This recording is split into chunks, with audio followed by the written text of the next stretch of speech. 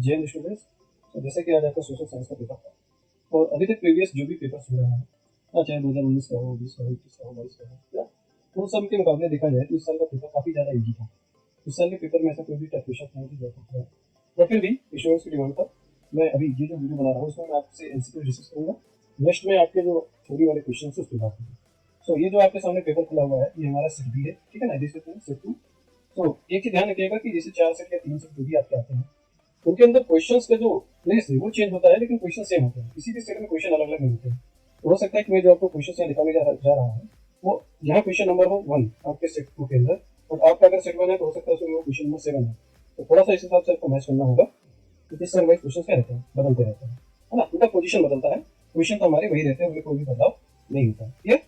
तो चलिए हम लोग आगे चलते हैं। देखिए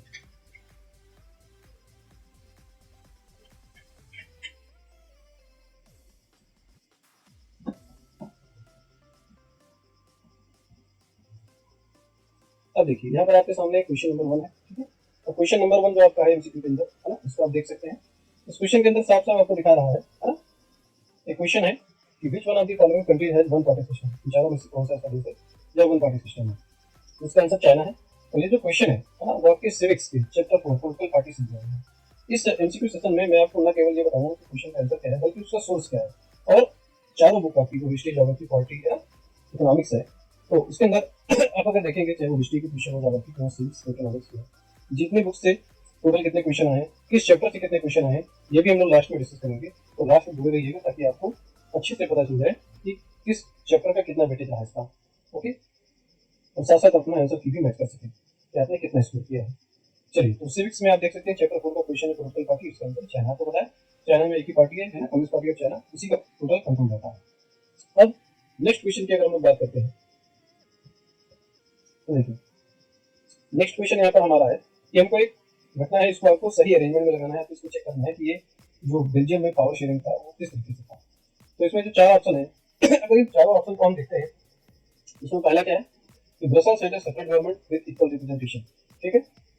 फिर क्या है, Dutch and French speaking ministers are equal in central government. और क्या है, community government is elected by people government government by. Last में fourth series and Mediterranean nature adopted in Belgium. अब इस क्वेश्चन को करने का बहुत सिंपल सा तरीका है, दूसरे मतलब था। अब देखिए जो 4 पॉइंट है मेजरटोरियल, क्या ऐसा कोई मेजर्स अडॉप्ट किए गए थे बेल्जियम में? बिल्कुल नहीं, इस समस्या को दूर करने के लिए स्टेप्स लिए थे। तो जिन जिन ऑप्शन में 4 है उसको आप एलिमिनेट कर लीजिए, तो ऑटोमेटिक आपका आंसर क्या हो जाएगा, ठीक। यानी कि हमारा ऑप्शन 1 सही है, ऑप्शन 2 सही है, 3 सही है, तो हमारा सही नहीं है, तो इसका हमारा आंसर क्या होगा, ठीक। ये क्वेश्चन कहाँ से है? तो ये क्वेश्चन आपका सिविक्स चैप्टर 1 पावर शेयरिंग से लिया गया, ठीक है। ये भी काफी है ना कॉम्प्लेक्स क्वेश्चन है, थोड़ा सा मॉडरेट है यहाँ इसको, ना बहुत टफ था ना इजी था। जिसने भी टॉपिक को ढंग से पढ़ा था उसको अच्छे से समझ आ रहा है। चलिए हम लोग नेक्स्ट करते हैं। तो नेक्स्ट क्वेश्चन हमारा क्वेश्चन नंबर 3 है। इसके अंदर थोड़ा करंट से रिलेटेड है। इसमें सिंपल सा पूछा गया है कि कौन सा करेक्टली मैच्ड, ठीक है। तो उसमें अगर बात करेंगे कम्युनिकेशन, एजुकेशन, मैरिज, है ना डॉक्टर, हो सकता है मुझे कुछ क्वेश्चन आपको आते हो, कुछ सर्विस के साथ करना आती है। बट एक बहुत ही सिंपल सा ऑप्शन था, है ना, अगर आप इसको थोड़ा सा दिमाग से रखें ऑप्शन, तो ऑप्शन आपका किसका है, कॉन्फ्रेंस डिस्कस सब्जेक्ट, ठीक है। मैरिज तो अपने आप ऑटोमेटिक समझिए। इस तरीके से इसका आंसर क्या होगा, सी। ये क्वेश्चन आपका रिलीजन से लिया गया है चैप्टर 2 का 6 से, क्लियर। चलिए हम लोग इसके बाद नेक्स्ट क्वेश्चन पर चलते हैं।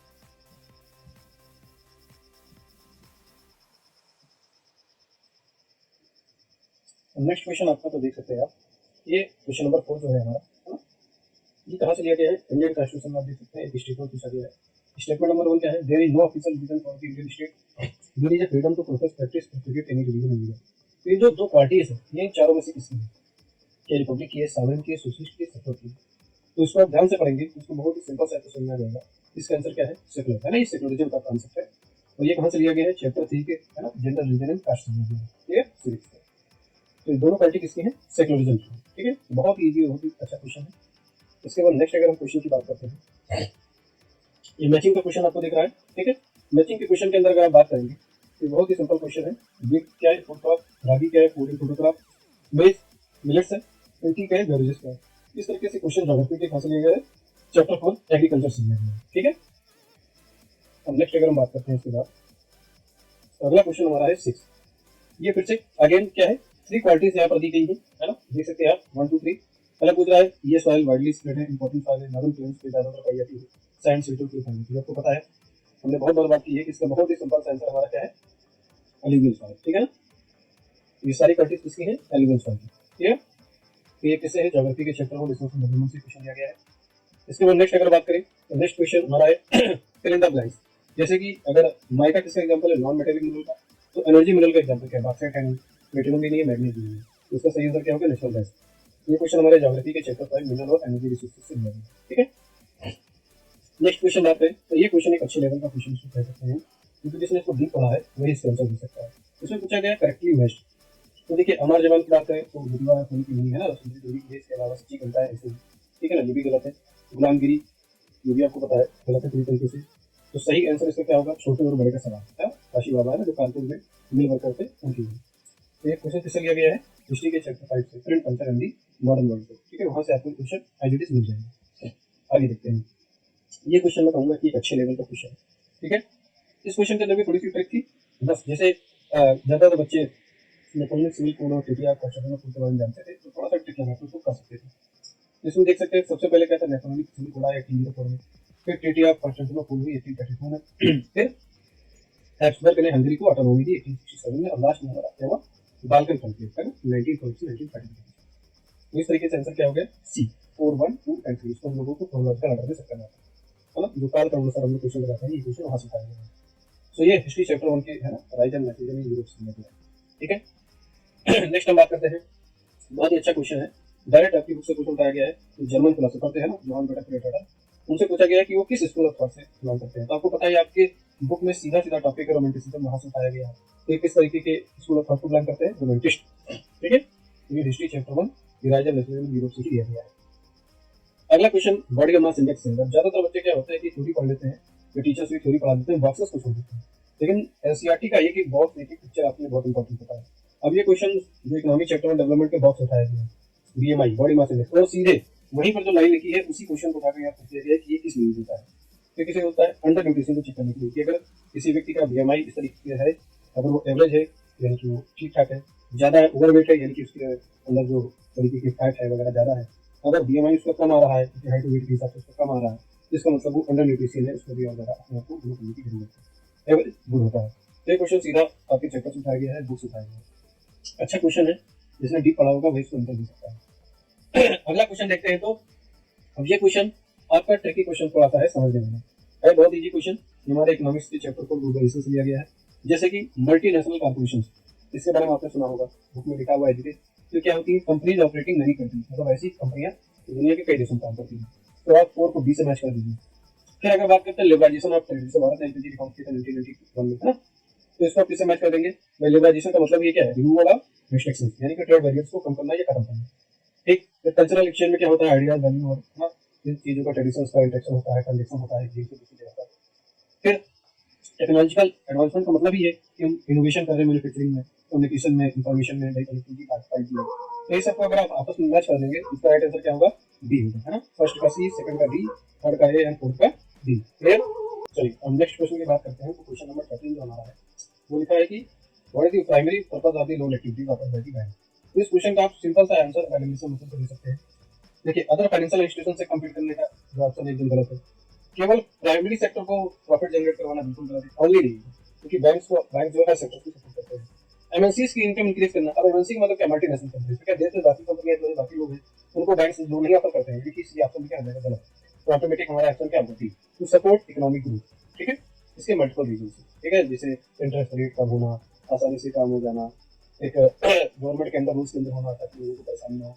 तो इस तरीके से देश के अलग अलग प्रोजेक्ट हमें लोन देना, लोगों को लोन देना, डेवलपमेंट के लिए सरकार को लोन देना। तो इस तरीके से जो इसका आंसर होगा क्या होगा? To support economic growth. ये सिंपल सा लॉजिकल क्वेश्चन था, फर्स्ट टाइप का क्वेश्चन इसको कह सकते हैं।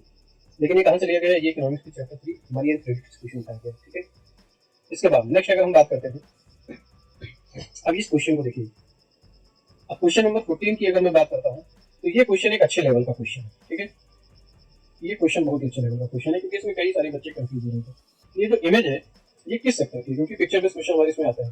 तो अगर इस इमेज में ध्यान से देखेंगे तो यहाँ पर एक औरत बैठी हुई है और एक आदमी बैठा हुआ है, और ये लोग कुछ काम कर रहे हैं। अगर ध्यान से देखने पे आपको पता चलेगा, हाँ मैं अगर इसको और जूम करूँ तो आप थोड़ा सा इसको ध्यान से देखिएगा, तो इसके अंदर आपको साफ साफ नजर आ रहा होगा कि ये लोग, है ना, ईटा वगैरह जो होते हैं, है ना, काटने वाले लोग जो होते हैं, ईटे बनाने वाले होते हैं, भट्टे पे जो काम करते हैं वो काम कर रहे हैं। ठीक है, यानी कि क्या है? मजदूर है। ठीक है, अब कई लोग दिमाग लगा सकते हैं कि ये तो ईटा तो भाई मिट्टी से बना है, यानी कि मिट्टी डायरेक्टली जमीन से लिया उसका ईटा बना दिया, तो यानी कि ये किसमें आ जाएगा, प्राइमरी सेक्टर में, बल्कि ऐसा काफी गलत आंसर है। ठीक है, क्यों? क्योंकि ये कच्ची ईट है, इनको जब पकाया जाएगा तब ये ईट बनेगी, यानी कि मैन्युफैक्चरिंग होगी। तो ईटियां बनाने का प्रोसेस है, तो प्राइमरी तो ऑटोमेटिक क्या आ जाएगा, आंसर गलत। पब्लिक सेक्टर भी गलत है, ऑर्गेनाइज बिल्कुल गलत है। इसका आंसर क्या होगा, अनऑर्गेनाइज। क्यों? क्योंकि ये प्राइवेट वर्कर है, कभी भी इनको निकाला जा सकता है, इनकी कोई जॉब सिक्योरिटी नहीं है, कोई हेल्थ इंश्योरेंस नहीं है, सरकार के भी किसी ज्यादा रूल्स के अंदर ये नहीं आते हैं, जिस जगह ये काम कर रहे हैं वहां भी ये रजिस्टर्ड नहीं है। ये सारी खासियत किसकी है, अनऑर्गेनाइज सेक्टर की है ना। इसका आंसर क्या होगा, अनऑर्गेनाइज सेक्टर। क्लियर? इस क्वेश्चन में काफी बच्चों को प्रॉब्लम थी, इसको ध्यान रखिएगा। क्लियर? चलिए अब नेक्स्ट की बात करते हैं। अब नेक्स्ट क्वेश्चन यहाँ पर विजुअली इंपेयर्ड वाला भी आप देख सकते हैं कि which of the following enterprise belongs to organise sector. ठीक है, तो इसमें आपको सिंपल सा आंसर क्या हो जाएगा, है ना, मल्टीनेशनल कॉर्पोरेशन का आंसर हो जाएगा। अब नेक्स्ट फिर से क्वेश्चन आ गया है करेक्टली मैच्ड का। तो टेलर आपको पता है प्राइमरी सेक्टर का नहीं होगा, सेकेंडरी सेक्टर का होगा। फिशरमैन जिसका होगा प्राइमरी सेक्टर का, यानी कि बी भी नहीं होगा। कुरियर बॉय जिसका होगा टर्सरी सेक्टर का होगा, यानी कि डी भी नहीं होगा। तो ऑटोमेटिक आंसर क्या होगा, सी एस्ट्रोनॉट टर्सरी सेक्टर का।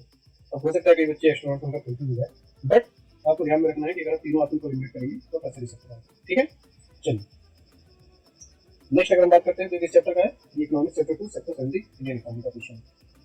अब नेक्स्ट क्वेश्चन बहुत ही सिंपल, चैप्टर 1 इकोनॉमिक्स डेवलपमेंट का क्वेश्चन है, एवरेज निकालने का। कई बार मैंने प्रीवियस एग्जाम में भी क्वेश्चन दिया है। सिंपल से कुछ नहीं करना है आपको, यहाँ पर 4 फैमिली है, एक वीक की सबकी इनकम दी हुई है, पूछ रहा है एवरेज इनकम क्या है, चारों को जोड़ो 2/4 का, तो आंसर क्या है, 4,000। ठीक है, वेरी सिंपल। ठीक है, जैसे मैं आपको अगर करके दिखा दूँ इसको, देखिए अगर आप बात करते हैं, देखिए 5 to 7,000, 7,000 प्लस 3 10,000 प्लस 6 16,000। ठीक है, 16,000 टोटल कितने लोग हैं फैमिली में, 4, तो 4 को इससे करेंगे कितना आ जाएगा, 4,000। तो एवरेज इनकम क्या आ जाएगी, 4,000। That's all, it's very simple question. जिसने भी इसको थोड़ा सा भी है ना प्रैक्टिस किया है या उनकी टीचर्स ने कराया तो इसका आंसर कर देंगे। चलिए next question again economic chapter 1 का, सीधे आपके बुक से उठाया हुआ क्वेश्चन की लिटरेसी रेट मेजर करने का ये क्या है आपको पता है। कोई भी एक तरह की जो संस्था से ऊपर लिखने का पढ़ लेता है उनका नाम होता है literacy management. Very simple question, कुछ इसमें टफ नहीं था। नेक्स्ट अगर हम बात करें क्वेश्चन नंबर 18, क्वेश्चन नंबर 18 हमारा क्या है, एक टफ क्वेश्चन। ठीक है, ये एक टफ क्वेश्चन है, इसको भी वही बच्चे कर पाएंगे जिन्होंने थोड़ा सा अलग एक्स्ट्रा पढ़ा होगा। ये पूछ रहा है कि हमारे कॉन्स्टिट्यूशन के अंदर जो 8th शेड्यूल है उसके अंदर कौन सी एक लैंग्वेज है। आपको पता है टोटल हमारी 22 लैंग्वेजेस है 8th शेड्यूल के अंदर, तो उसमें से हमारी कौन सी लैंग्वेज, उड़िया। ठीक है ना, उड़ीसा में बोलने वाली जो उड़िया लैंग्वेज है। अब इसको वही बच्चा दे सकता है जिसने सिविक्स का चैप्टर 2 कटेजम पढ़ा है, प्लस खुद से मेहनत करके, क्योंकि बुक में तो आपकी दो ही लैंग्वेज लिखी है, इंग्लिश और हिंदी प्लस 20 या हिंदी प्लस 21, तो उसने जिसने पूरी लैंग्वेज देखी वही इसका आंसर दे सकता है, यानी कि इसका आंसर क्या होगा, उड़िया होगा। तो ध्यान दीजिएगा इस पर। चलिए नेक्स्ट अगर हम बात करते हैं तो नेक्स्ट हमारा क्वेश्चन है कि which of the following is a fundamental principle of democracy, है ना। अगेन बहुत ही सिंपल और बहुत इजी क्वेश्चन, साफ साफ इसमें लिखा हुआ है। The rule of single individual बिल्कुल गलत है, डिक्टेटरशिप हो जाएगा। Rule with the hereditary norm बिल्कुल गलत, मोनार्की हो जाएगा। Rule of the military chief ये भी पूरी तरीके से गलत हो जाएगा, आर्मी। इसका सिंपल आंसर क्या होगा, C rule of people with freedom, है ना। ये डेमोक्रेसी में होता है, लोगों को आजादी होती है, अपने जो लीडर है अपना जो नेता है उसको चुनने का अधिकार होता है, अपने चुनने का अधिकार होता है, कौन उनका रूल करेगा उसका अधिकार होता है, और कई चीजों में आजादी होती है, इसी को डेमोक्रेसी कहते हैं। इसका आंसर क्या होगा, सी होगा। तो ऑटोमेटिक आंसर हमारा 19 का क्या हो जाएगा, सी। ये किससे लिया गया क्वेश्चन, तो हमारा सिविक्स के चैप्टर 5 है ना, आउटकम्स ऑफ द डेमोक्रेसी से उठाया गया। क्लियर। अब नेक्स्ट अगर हम बात करते हैं तो लास्ट हमारा क्वेश्चन क्या है, क्वेश्चन नंबर 20। ठीक है ना। अब क्वेश्चन नंबर 20 की अगर हम लोग बात करते हैं तो ये कहाँ से लिया गया है, ये आपसे लिया गया है हिस्ट्री के चैप्टर 1, है ना। The rise of nationalism in Europe से लिया गया है क्वेश्चन। ठीक है, बहुत ही प्यारा सा क्वेश्चन है। ठीक है, अब इस क्वेश्चन के अंदर हम बात करें तो असर्शन और रीजन दिया गया है। ठीक है, अब असर्शन रीजन की बात करें तो इसमें आप साफ साफ देख सकते हैं क्या लिखा हुआ है असर्शन में, द एक्ट ऑफ यूनियन 707 है 1707 between England and Scotland resulted in the formation of United kingdom of great Britain. बिल्कुल सही बात है ना। इंग्लैंड और स्कॉटलैंड को मिलाकर क्या बनाया गया, United kingdom of great Britain. कब बनाया गया, 1707 में। किस एक्ट के जरिए, द एक्ट ऑफ यूनियन के जरिए। ठीक है, द स्ट्रेंथ के साथ ब्रिटेन से ये टॉपिक लिया गया है question. Reason, England wanted to impose its influence on the Scotland. बिल्कुल सही बात है, यानी कि दोनों ही हमारे बिल्कुल सही है ना। तो आंसर क्या हो जाएगा, ए। बोथ ए और to all is the correct solution of A. ठीक है, तो इस तरीके से आपने देखा कि हमारा आंसर इसका क्या होगा। तो हमारे 20 के 20 एमसीक्यू हो चुके हैं, जिसको आप अपने सामने स्क्रीन पर देख रहे हैं। ठीक, अब यहाँ पे थोड़ा सा ध्यान से देखिएगा, जैसे कि मैंने आपको बताया था, अगर हम बात करें हिस्ट्री, है ना, तो हिस्ट्री से, है ना, टोटल आपके कितने क्वेश्चन आए हैं, 4। ठीक है, जिसमें जो हमारा चैप्टर 1 है ना, उससे हमारे कितने क्वेश्चन आए हैं, 3। और जो हमारा चैप्टर 5 है उससे हमारे कितने क्वेश्चन आए हैं, 1। ठीक है, वही अगर बात करें हम सिविक्स की, है ना, तो सिविक्स की बात करें तो सिविक्स से टोटल क्वेश्चन हमारे यहाँ है 6। ठीक है, 6 आए हैं। इसमें जो हमारा चैप्टर 1 है इससे कितने क्वेश्चन आए हैं? एक क्वेश्चन आया है। चैप्टर 2 की बात करें तो इससे हमारे कितने क्वेश्चन आए हैं? 2 क्वेश्चन आए हैं। और चैप्टर 3 की बात करें तो कितने क्वेश्चन आया है? एक क्वेश्चन आया है। और अगर हम चैप्टर 4 की बात करें, है ना, इसकी बात करें, चैप्टर 4 की बात करें तो कितने क्वेश्चन आए हैं? एक क्वेश्चन आया है। और लास्ट में अगर हम चैप्टर 5 की बात करें तो उससे कितना क्वेश्चन आया है? एक क्वेश्चन आया है। ठीक है, ठीक। तो इस तरह आप देख सकते हैं कि सिविक्स के अच्छे खासे क्वेश्चन आए हैं। नेक्स्ट अगर बात करते हैं सिविक्स के बाद, तो सिविक्स के बाद हमारा क्या है? ज्योग्राफी। ठीक है ना। अब अगर हम ज्योग्राफी की बात करते हैं तो ज्योग्राफी में टोटल कितने क्वेश्चन आए हैं? 3 क्वेश्चन आए हैं। और 3 क्वेश्चन के अंदर बात करें हम तो चैप्टर 1 से हमारे कितने क्वेश्चन आए हैं? एक क्वेश्चन आया है। चैप्टर 4 से कितने क्वेश्चन आए हैं? एक क्वेश्चन आया है। और चैप्टर 5 से कितने क्वेश्चन आया है? एक क्वेश्चन आया है। ये हमारा ज्योग्राफी हो गया। ठीक है, ज्योग्राफी के बाद अगर हम बात करें नेक्स्ट, तो लास्ट हमारा क्या है? इकोनॉमिक्स। ठीक है ना। अब देखिए इकोनॉमिक्स की अगर हम बात करते हैं, ठीक, तो सबसे ज्यादा है ना एमसीक्यू जो हमारे आए कहाँ से? इकोनॉमिक्स से। टोटल कितने एमसीक्यू आए? 7। ठीक है ना। 7 में भी अगर हम देखें तो हमारा जो चैप्टर 1 है ना, तो चैप्टर 1 से हमारे कितने एमसीक्यू आए हैं? 3। जो हमारा चैप्टर 2 है उससे कितने एमसीक्यू आए हैं? 2 एमसीक्यू आए हैं। जो हमारा चैप्टर 3 है, ठीक है, उससे कितने एमसीक्यू आए हैं? एक आए हैं। और जो हमारा चैप्टर 4 है, ठीक है, उससे कितने एमसीक्यू आए हैं? एक एमसीक्यू आया है। ठीक, तो इस तरह आप देख सकते हैं, है ना, बहुत ही अच्छे से कि अगर हिस्ट्री से हम बात करें तो टोटल कुल कितने आए हैं? 4 एमसीक्यू आए हुए हैं। सिविक्स से कितने आए हैं? 6। ठीक, ज्योग्राफी से 3 और सबसे ज्यादा इकोनॉमिक्स से 7। ठीक है, तो इस हिसाब से आपको है ना अंदाजा हो गया होगा कि इस साल का पेपर हमारा कैसा रहा। ठीक है, कल का जो हमारा नेक्स्ट वीडियो होगा, कल या परसों जब भी मैं अपलोड करूंगा तो उसमें आपको थ्योरी के क्वेश्चन और आपकी जो मैथ्स के क्वेश्चन है उसको हम लोग डिस्कस करेंगे। ठीक है, तो एक बार आप लोग ऐसे हमारे क्रॉस चेक कर लीजिए, स्टूडेंट को आसानी से एनालाइज करिए। कोई डाउट है तो उसका कमेंट सेक्शन में शेयर करिए, इसको ज़्यादा ज़्यादा बच्चों को शेयर करिए ताकि उनको पता चले कि इस बार का ट्रेंड कैसा रहा। और अपने एमसीक्यू से मैच कर लीजिए। नेक्स्ट हम लोग सभी क्वेश्चन से बात करेंगे और उम्मीद है कि आपके स्कोर काफी अच्छा रहा होगा। So thank you so much. जय हिंद एंड बेस्ट ऑफ लक।